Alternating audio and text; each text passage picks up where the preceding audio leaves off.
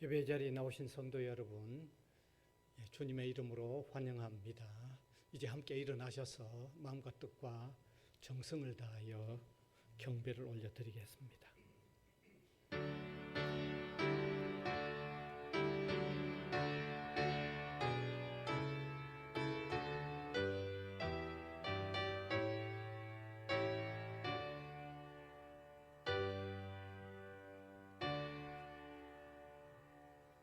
우리를 사랑하시고 품어주시고 인도해 가시는 하나님, 감사를 드립니다.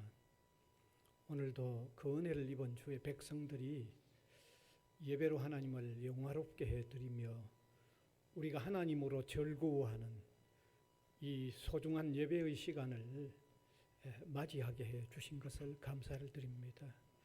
세상에 이리저리 나누어졌던 우리의 마음이 주님에게로 향하는 소중한 시간 되도록 인도하여 주옵소서. 아멘. 예수님 이름으로 기원하옵나이다. 아멘. 아멘.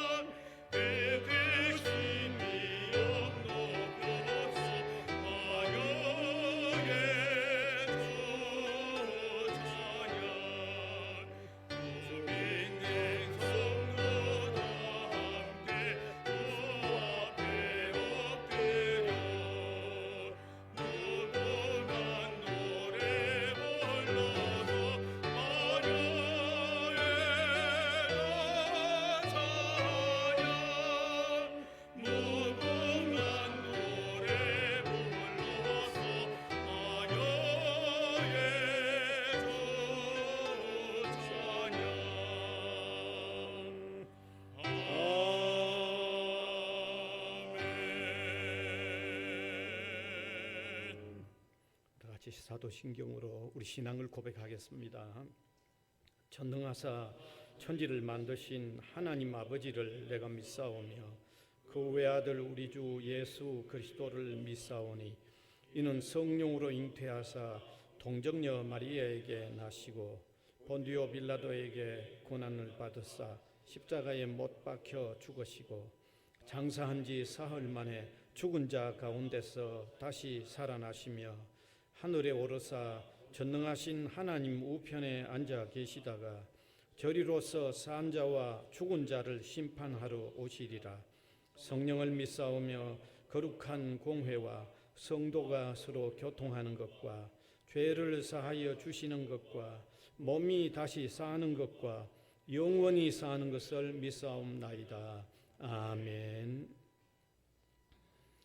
앉으셔서 교동문 29번 시편 65편입니다. 하나님이여 찬송이 시온에서 주를 기다리오며 기도를 들으시는 주여 모든 육체가 주께 나아오리이다.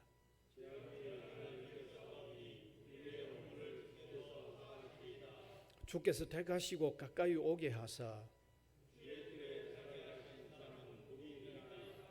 우리가 주의 집 곧 주의 성전의 아름다움으로 만족하리이다. 하나님의 강에 물이 가득하게 하시고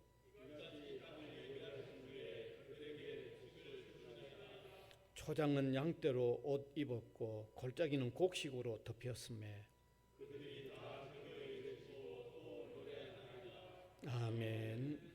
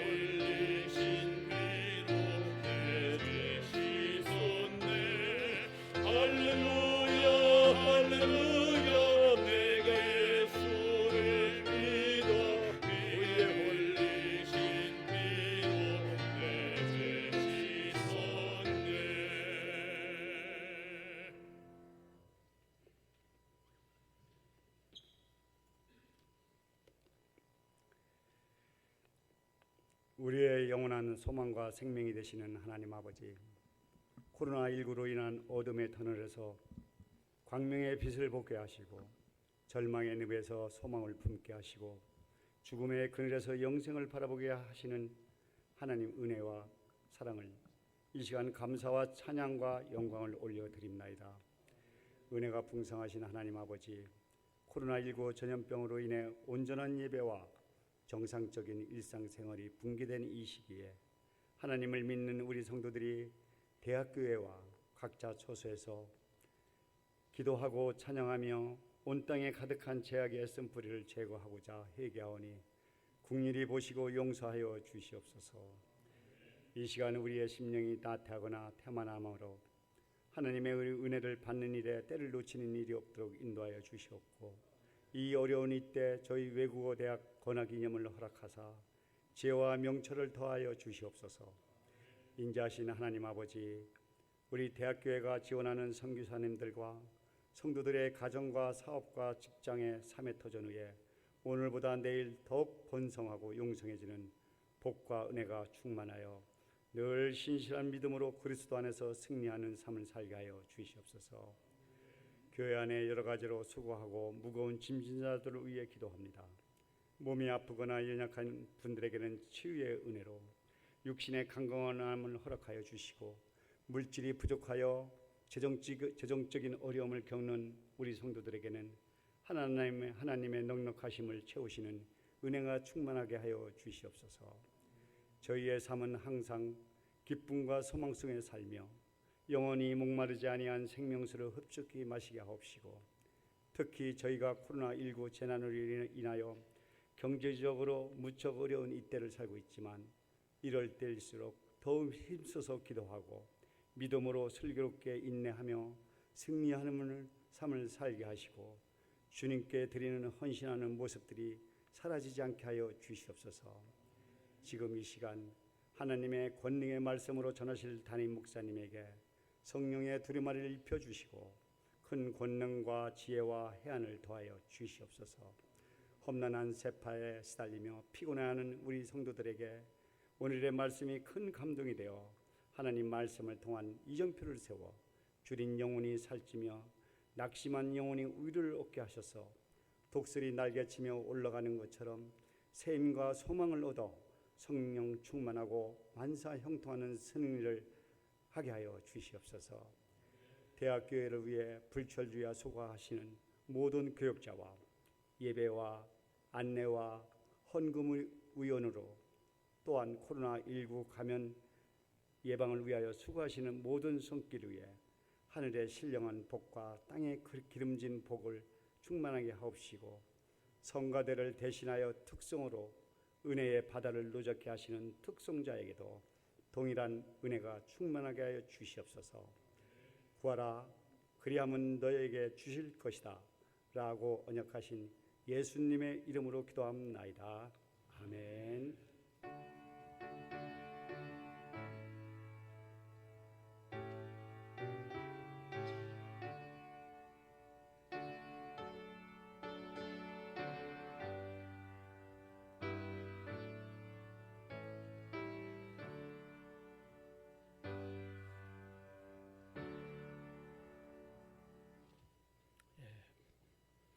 신약성경 마태복음 6장 33절 한 절 되겠습니다.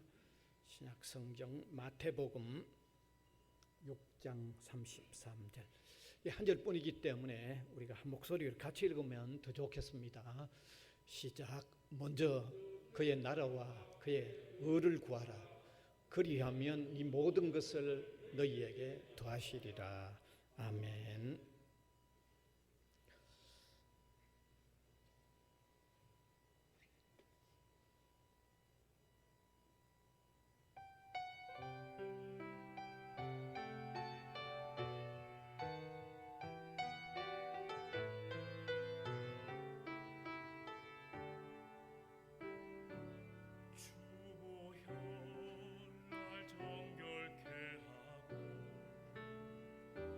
주보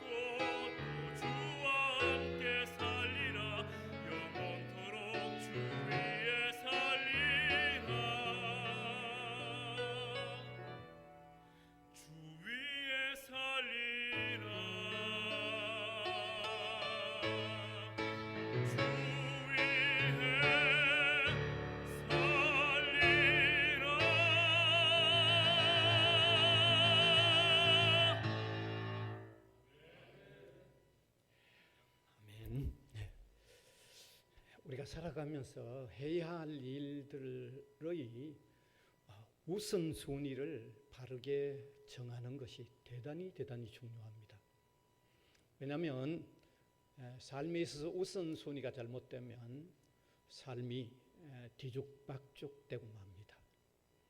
뿐만 아니라 우선순위가 잘못된 삶은 삶 전체에 나쁘게 영향을 미치기 때문입니다. 이러한 어떤 원리를 우리가 가장 쉽게 생각해 볼 수 있습니다. 자라나면서 공부해야 될 때 성실히 공부하지 못하는 우선순위를 놓쳐버리면 그 뒤에는 상당히 혼란이 오죠. 잠깐 영향을 미치는 게 아니라 삶 전체에 그대로 영향을 미칩니다. 뿐만 아니라 자라나는 과정에 좀 방종한 삶을 사는 데 빠져버렸다.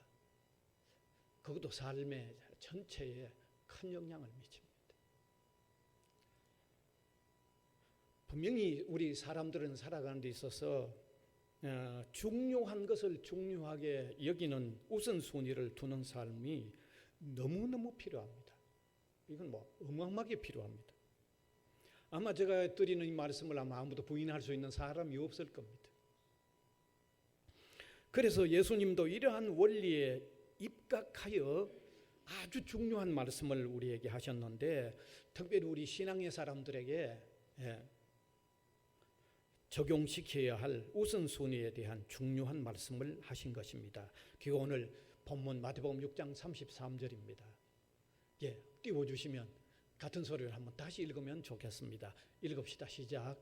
너희는 먼저 그의 나라와 그의 의를 구하라. 그리하면 이 모든 것을 너희에게 더하시리라. 여기 먼저라가 하나 붙어 있잖아요. 우선순위가 되어야 된다고 말씀하고 있는 것입니다. 먼저 주의 나라와 그의 의를 구하라. 이 말씀은 그 의미가 아주 쉽고 간단합니다.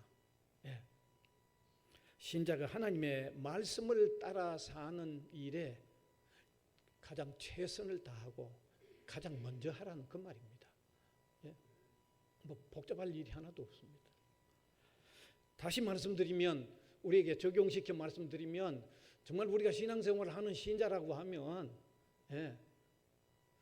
최상의 신자가 되고, 무엇보다도 최상의 신자가 먼저 되고, 그리고 최상의 신앙생활을 하는 신자가 되라고 하는 그런 의미죠. 그런데 오늘 저는 조금 그런 의미를 약간 낮추어 가지고 설명을 또 적용을 시켜 말씀을 전하려고 합니다. 왜냐하면 오늘 여기 여러분들 중에는 아직도 예수님이 안 믿어지는 사람들도 혹 있으실 거고요. 또 어떤 분들은 신앙을 가지고 계시되 아직 어린아이 수준, 얕은 그런 신앙의 수준에 있는 분들에게 갑자기 너무 높은 수준, 최상으로 이렇게 높여버리면 아마 그걸 어떻게 소화할 수 있을런지 조금 염려가 됩니다. 그래서 조금 낮춘 단계, 그런 의미를 조금 낮추어서 오늘 말씀을 드리는데, 그러면 먼저 그의 나라와 의를 구하라는 말씀의 의미를 조금 낮추면 무엇이 될까요? 조금 낮추면 예수 그리스도를 영접하여 신앙으로 사는 일에 우선 순위를 두라, 그렇게죠. 그러니까 최상의 신앙생활을 하라는, 이거는 우리 신앙인들이 정말 사모하고 바라보고 그렇게 살아야 되는 우선순위에 있지만, 오늘 우리가 아직도 좀 신앙이 얕은 사람도 있고 아직 안 믿어지는 사람도 있기 때문에 조금 낮추어서 우선적으로 신앙의 사람이 먼저 되고 신앙으로 살려고 하자, 이걸 우선권으로 하자, 조금 낮춘 설명이죠, 사실은요.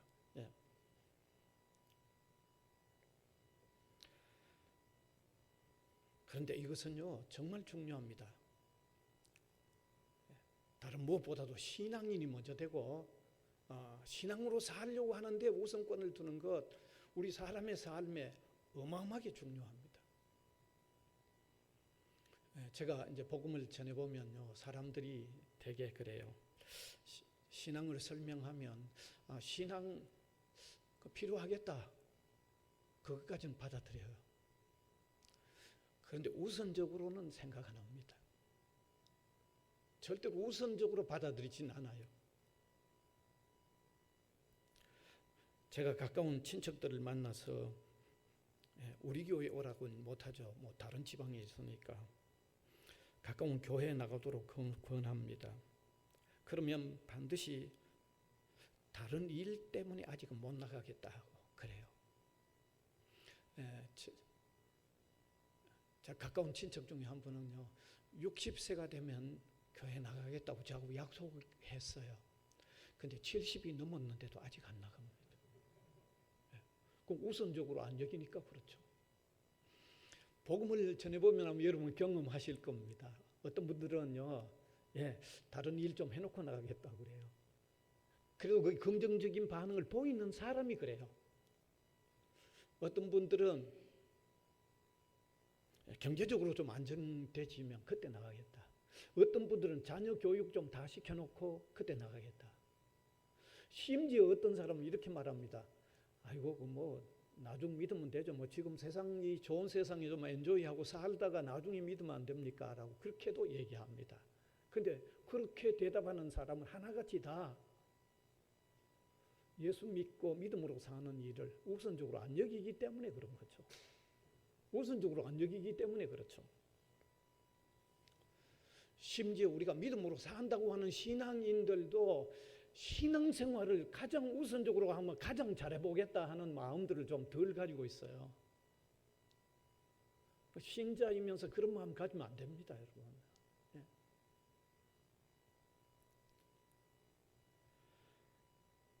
예수님은 우선적으로 자신을 영접하는 신앙생활, 믿음의 삶을 살도록 가르칩니다.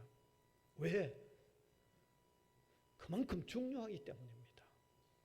사람의 한 전체 일생에 있어서 신앙을 가지고 사는 것이 다른 무엇보다 먼저 그 문제를 해결하는 것이 중요하기 때문에 예수님은 먼저 그의 나라와 의를 구하라고 하는 의미 속에 먼저 신앙생활을 먼저 시작하라고 하는 의미가 조금 낮추어서 그 의미를 조금 낮추어서 볼 때 그게 분명히 들어가 있는 거라는 거죠. 자, 그러면 왜 우리가 믿음으로 사는 일을 가장 우선시해야 되는가 하는 이유를 제가 간단하게 오늘 4가지로 말씀을 드립니다. 첫 번째는 영원한 생명을 가진 토대에서의 삶이 되기 때문입니다. 참 사람들이 사는 모습을 가만히 들여다보면 아등바등하게 삽니다. 정말 아등바등 삽니다. 한번 살아보려고 하는 모습들이 애처로울 만큼, 눈물겨울 만큼 아등바등 살아가고 있습니다. 왜 그럴까요?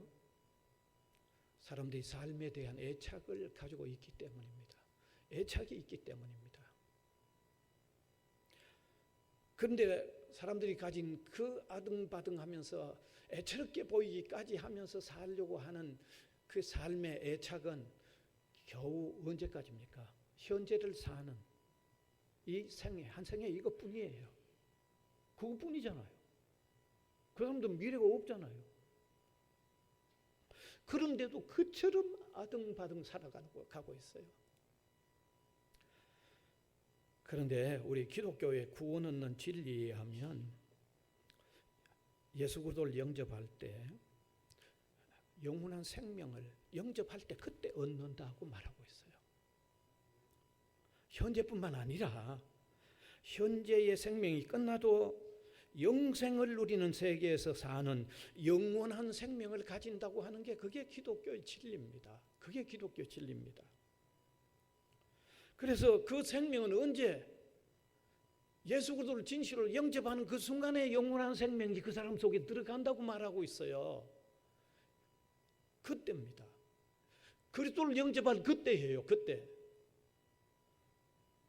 이건 성경으로 확인하는 게 참 중요한데 예수 그리스도를 영접하는 사람은 영원한 생명을 얻는다고 하는 말씀을 먼저 확신하는 게 좋겠는데 요한복음 3장 16절이죠. 지금 제가 하는 말씀 좀 들어있잖아요. 같이 읽읍시다. 시작. 하나님이 세상을 이처럼 사랑하사 독생자를 주셨으니 이는 그를 믿는 자마다 멸망하지 않고 영생을 얻게 하려 하십니다. 영원한 생명, 예수 믿으면 영원한 생명 얻는다는 거죠. 그런데 언제 영원한 생명이 주어지느냐? 죽을 때 주어지는 게 아니고 예수님을 진실로 구주로 영접할 그때 영원한 생명이 주어진다는 거예요. 이것도 성경 확인하는 게 중요합니다. 요한복음 5장 24절입니다. 예, 이런 성경 구절 너무너무 중요하거든요. 같이 읽읍시다. 시작. 내가 진실로 진실로 너희에게 이르노니 내 말을 듣고 나 보내신 이를 믿는 자는 영생을 얻었고 심판에 이르지 아니하나니 사망에서 생명으로 옮겼느니라. 믿는 자는 믿는 그때 이미 얻어서 지금 믿고 있으면, 지금 현재 믿고 있으면 과거 믿을 때 그때 이미 얻었다는 거예요. 과거 분사로 되어 있어요. 그러니까 영원한 생명을 신앙으로 살다가 죽을 때 영원한 생명을 얻는 게 아니라 예수 그리스도를 진실로 영접할 그때 이미 영원한 생명이 주어졌고 지금 신자가 되어 있으면 영원한 생명을 가진 상태에서 영원한 생명의 토대 위에서 지금 살고 있는 거예요. 정말 어마어마하게 중요한데, 따라서 예수 그리스도를 영접하는 삶은 이미 영접한 그때 영원한 생명을 얻어놓고 지금 사는 겁니다. 여러분, 사람이 살아보려고 그렇게 발부둥 치는데 예수 그리스도를 믿으면 영원한 생명을 얻은 상태에서의 삶이라는 말입니다. 죽음이 끝이 아닌 그 이후에도 영생한 생명을 해결해 놓고 이미 가지고 지금 살고 있다는 그 말입니다. 성경의 가르침이 그렇습니다, 여러분요. 이것이 그리스도 안에 들어와 믿음으로 사는 삶이라고 하면 이보다도 우선순위가 있을런지 한번 생각해 보세요. 이보다도 우선한 게 있어요? 성경은 이보다도 우선한 문제가 있을 수 없기 때문에 이것을 해결해 놓고 사는 것이 가장 중요하기 때문에 다음과 같은 중요한 말씀을 하고 있는데 마태복음 8장 36절에서 37절이죠. 같이 읽읍시다. 사람이 만일 온 천하를 얻고도 죄 목숨을 잃으면 무엇이 유익하리요? 사람이 무엇을 주고 제 목숨을 바꾸겠느냐? 생명 문제 해결해 놓고 사는 것보다 더 소중한 게 없다고 하는 말씀을 성경은 하고 있죠. 사랑하는 여러분, 애처로울 만큼 살아보려고 하는 인간이 이미 영원한 생명을 얻어놓고 오늘을 산다고 하는 이거보다 더 중요한 것, 더 우선한 일이 있을런지 생각해 보시기 바랍니다. 그 다음에 둘째로는 삶의 목적이 설정된 토대에서의 삶이 되기 때문에 믿음의 삶이 우선하죠. 다른 무엇보다도 우선하죠. 사람이 왜 사는지, 무엇 때문에 사는지, 무엇을 위해서 사는지 모르잖아요. 그렇게 살아왔고 그렇게 살고 있고 또 그렇게 살아가고 있습니다. 예. 막연하게 살아야 된다는 애착 하나 때문에 사는 거지. 네. 뭐 때문에 사는지, 왜 사는지, 무엇을 위해 사는지 답은 없이 사는 겁니다, 지금. 살면서도 여기에 대한 목적이, 삶에 대한 목적이 없는 삶은 그거는 방황하는 삶이죠. 방황하는 삶이잖아요. 제가 자주 말씀드리잖아요. 같은 배가 두 척의 배가 바다 위에 떠 있어도 목적지가 있는 배는 항해하는 배지만 목적지가 없는 배는 표류하는 배예요.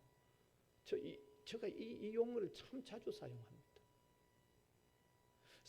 두 사람이 같은 열차를 타고 있지만 목적지가 있는 사람은 여행하는 사람이지만 목적지가 없는 사람은 방황하는 사람이잖아요. 이게 목적지가 있는 사람과 목적지가 없는, 삶의 목적이 있는 사람과 없는 사람의 차이죠.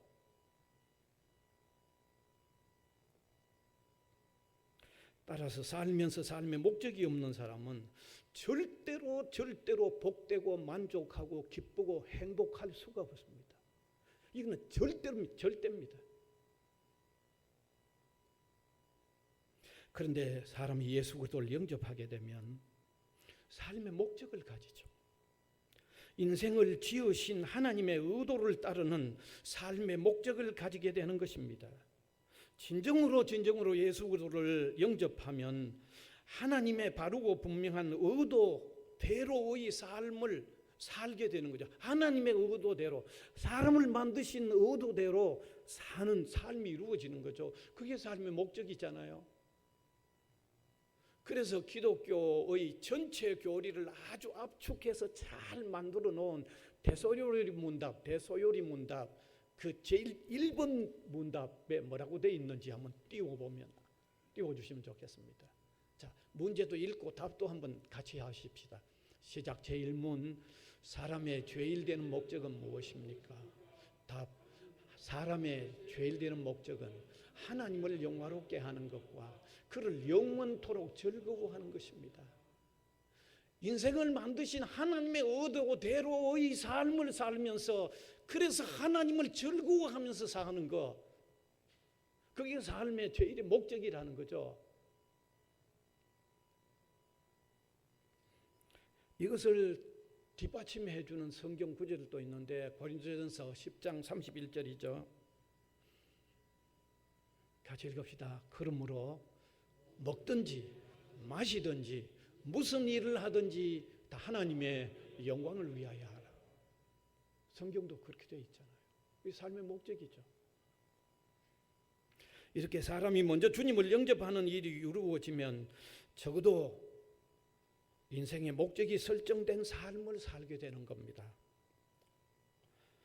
목적이 없는 사람은 아무리 화려하게 보여도, 아무리 분주하게 보여도, 얼마나 어마어마한 위대한 일을 했다고 할지라도 그는 공허할 수밖에 없죠. 목적 없이 한 일이 공허할 수밖에 없죠. 그렇지 않을까요? 그러나 목적을 가진 삶은 삶의 모든 것 하나하나가, 사소하게 보이는 것, 조그마한 것 하나하나 전체가 구슬같이 영롱하게 의미를 다 발휘하는 거예요. 여러분, 신앙인들은요, 자기의 삶에, 주부들은 집에서 그릇 하나 씻는 일에까지도 의미가 다 부여되는 거예요. 구슬같이 빛나는 의미가 다 부여되는 겁니다. 여러분, 그렇게 받아들이시기 바랍니다.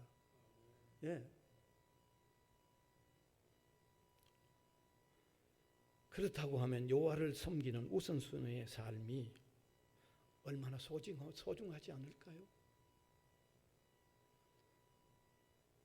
한번 신중히 생각해 보시길 바랍니다. 얼마나 소중하지 않아요?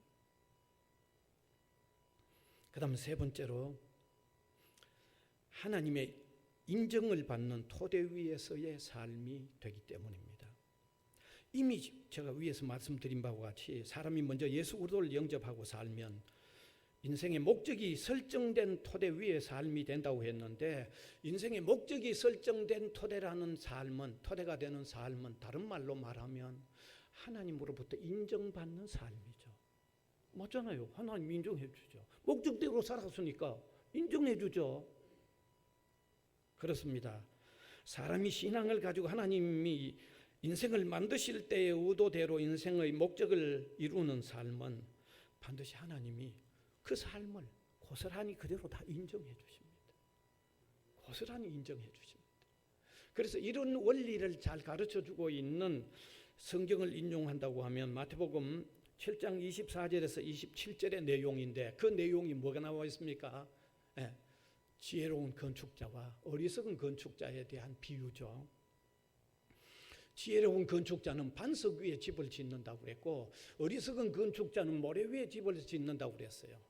그런데 나중에 심판의 폭풍이 불어쳤을 때 반석 위에 지은 집은 그대로 든든하게 서 있지만 모래 위에 지은 집은 다 허물어지고 없어진다는 거죠. 여기 반석 위에 집을 지어서 폭풍우가 와도 그대로 서 있다는 말은 마지막 심판 때 하나님께서 그의 삶 전체를 그대로 송두리째 다 인정해 준다는 거죠. 그러나 모래 위에서 집 지어서 폭풍 때 다 허물어지고 없어진다는 것은 마지막에 심판을 피할 수 없다는 내용도 되겠지만 한 생에 살고 주님으로부터 전혀 인정받지 못한다는 거죠. 허물어져 버리고 없어지게 만드니까.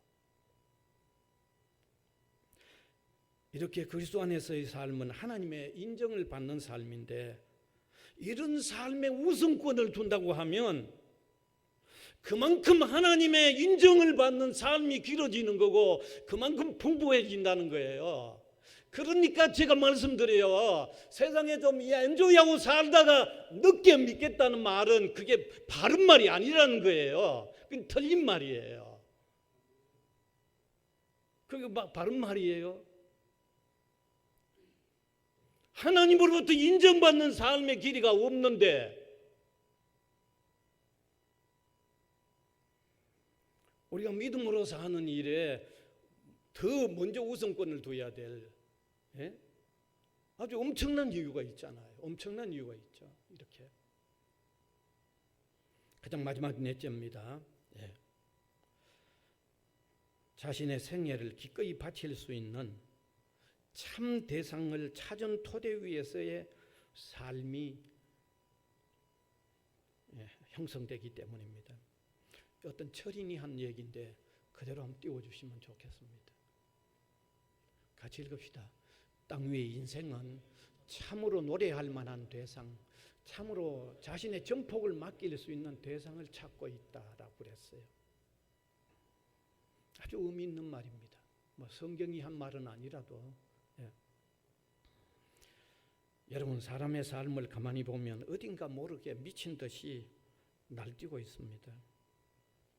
이것은 다르게 말하면 참으로 노래할 만한 대상을 찾고 있는 거고, 자신을 전폭적으로 맡길 수 있는 대상을 찾고 있는 몸부림이죠. 온갖 광태를 부리는 것도 정말 자기가 진정으로 노래할 뿐 전폭적으로 자신을 맡길 대상을 찾는 모습이고, 그런 대상을 찾아 날뛰고 있는 모습이죠. 그런데 분명히 아셔야 됩니다. 사람은 땅 위에 그 누구를 노래해도 시원하지 않습니다. 그 누구를 노래해도 시원하지 않습니다. 그 무엇에 자신을 의탁해 보아도 만족스럽지 않습니다. 이 사실은 온 세상을 다 살았던 모든 사람, 지금도 살고 있는 모든 사람이 인정할 겁니다. 무엇을 노래해도 시원하지 않고요, 무엇을 의탁해도 만족하지 않습니다.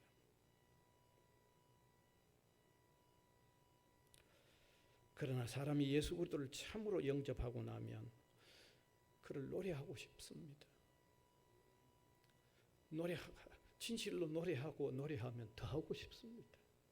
그 신앙인들의 고백이고 간증이죠. 그분을 온전히 의지하면 의지할수록 더 전폭적으로 더 의지하고 싶습니다. 그리고 그렇게 노래하면 할수록, 전폭적으로 의지하면 의지할수록 더 흐뭇하고 더 복되게 느껴지는데 어떻게 합니까? 우리가 사도 바울의 고백을 보면 분명히 알 수 있습니다. 빌립보 3장 12절에 같이 읽읍시다. 내가 이미 얻었다 함도 아니요 온전히 이루었다 함도 아니라 오직 내가 그리스도 예수께 잡힌 바 그것을 잡으려고 달려가노라. 하고 그분을 노래하면 노래할수록 끊임없이 끝까지 끊임없이 그렇게 하고 싶다는 얘기죠. 끝까지 끊임없이 그렇게 하고 싶다는 얘기죠. 그런데 이게 어디 바울의 고백만입니까? 신실한 그리스도인들로 이어지는 계속적인 고백이요 간증입니다. 앞으로도 신실한 그리스도인들에 의하여 이어질 삶이요 고백이고 간증입니다. 이거는 이미 입증된 사실입니다. 이처럼 먼저 주님을 의지하고 사는 일에 우선권을 두는 일은 중요합니다. 여기에 우선권을 두는 사람일수록 더 바르게 살고 더 복되게 살고 더 내용이 있는 삶 살고 더 가치 있는 삶 사는 거죠. 예. 여러분 이것이 사실이라고 하면 먼저 그의 나라와 의를 구하라 하는 조금 차원 낮은 의미, 먼저 신앙을 가지고 사는 일 얼마나 중요하지 않아요? 어찌 이걸 자꾸 뒤로 미루겠어요? 이건 미룰 수 있는 게 아니죠. 그 무엇보다도 이건 먼저 해놓고 살아야 되죠. 이거 해결하고 이 토대 위에 삶을 세워나가야 되지 않을까요? 이제 말씀을 맺습니다. 진리의 하나님이 진리의 말씀을 하시면서 진리의 토대한 삶을 빨리 놓아라고 하는 의미에서 오늘 먼저 그의 나라와 의를 구하라는 내용의 말씀을 우리에게 주셨다는 것입니다.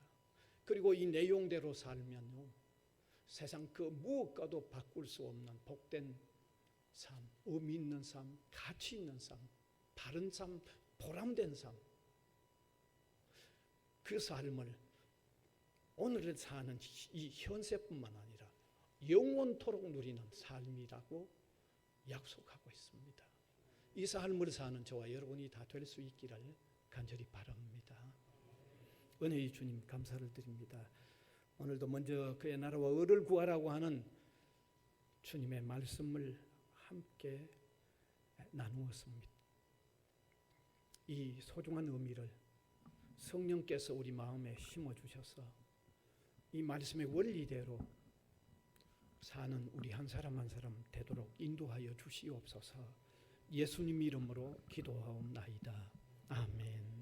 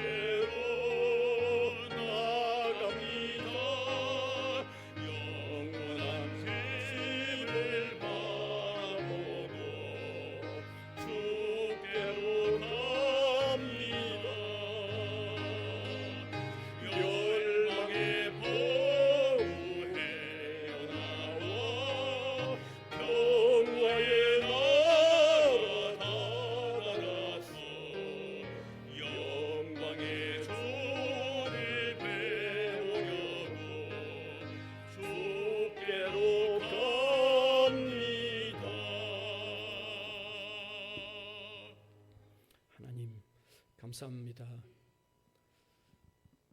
캄캄한 세상, 길이 제대로 안 보이는 세상, 그래서 사람들이 갈팡질팡하는 이 삶의 현장에도 하늘의 진리의 환한 한 줄기 빛으로 통하여 우리가 이 길에 들어서는 복을 누리게 하신 것을 감사를 드립니다.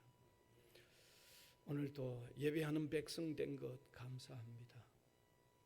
끊임없이 진정 노래할 대상을 우리가 찾았고 우리가 전폭적으로 의탁할 수 있는 분 찾았사오니 온전히 노래하게 하시고 온전히 의탁하는 저희들 되게 하여 주옵소서. 이 시간도 감사해서 드리는 다양한 제목의 헌금들 이 복음 전파되는데 소중하게 효과 있게 서여지도록 인도하여 주시고 사랑하는 성도들 이 코로나에 어려울 때 또 여러 질병으로 약해지어 쉬운 이때에 강건함들 영육 간의 강건함들을 누리도록 은혜를 베풀어 주옵소서. 예수님 이름으로 기도하옵나이다. 아멘.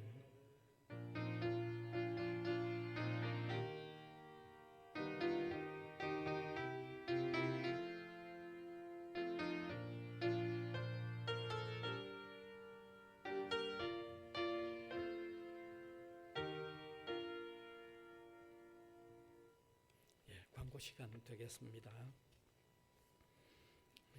계속해서 방역 아주 철저하게 가는 가운데 주일 예배 모이고 있습니다. 계속 많이 참석해 주시기 바랍니다. 수요 예배는 그대로 영상으로 진행되다가 아마 9월 첫 수부터는 실제 예배로 모여야 되지 않을까 그렇게 생각합니다. 점심은 아직도 식사를 제공하지 못하고 이형용 그 빵을 준비했습니다. 받아가셔서 드시면 되겠습니다. 점심도 조금 참으시면 됩니다. 이제 3주 지나면 이제 점심 제공됩니다. 한 3주는 잘 참아주시면 되죠. 그다음 다른 것 하나는 우리 최종국 피택 장로님 아버님 최배영주 목사님께서 17일 소천하셨습니다. 유족들 위로해 주시기 바랍니다. 그 다음에 예배 후 즉시 피택 임직자분들 1층에 바로 모여주시면 좋겠습니다. 예배 후에 바로 1층으로 모여주시면 되겠습니다. 광고 이상입니다. 함께 일어나셔서 635장 찬송 드리겠습니다.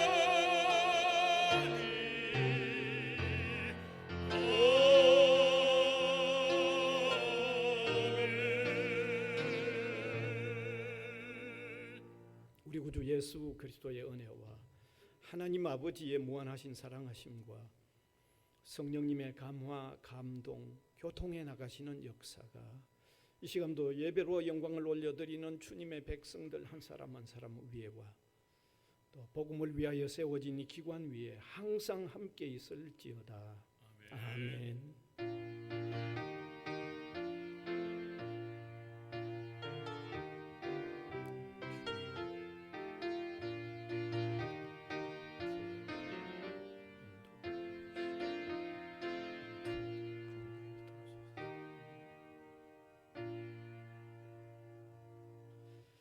스바냐 3장 17절